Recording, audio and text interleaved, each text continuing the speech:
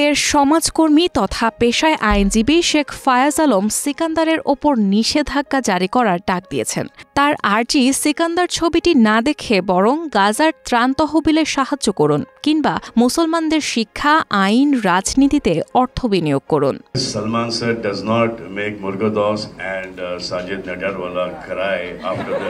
ভারতীয় সমাজকর্মী শেখ ফায়াজ আলমের মূল সমস্যা আসলে পরিচালক এয়ার মুরগাদাসের সঙ্গে। তিনি দাবি করেছেন, মুরগাদাসের পূর্ববর্তী সিনেমা থুপাক্কিতে সংখ্যালঘু মুসলিমদের বিরুদ্ধে বিদ্বেষমূলক উপস্থাপনা ছিল এবং সেই একই অযাচিত চিন্তা সিকান্দারেও থাকতে পারে। তাই তিনি সিকান্দার বয়কটের ডাক দিয়েছেন।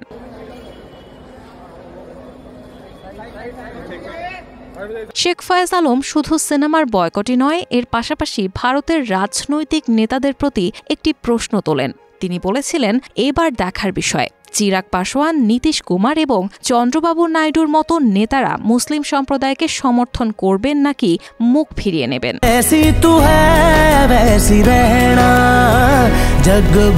বিতর্কের পরিপ্রেক্ষিতে সিকান্দার সিনেমার শো ৩২% কমে গেছে। ভারতের বিভিন্ন শহরে চাহিদা না থাকায় ছবিটির শোর সংখ্যা কমানো হয়েছে। বক্স অফিসের ফলাফলে সালমান ভক্তদের মধ্যে হতাশার ছাপ।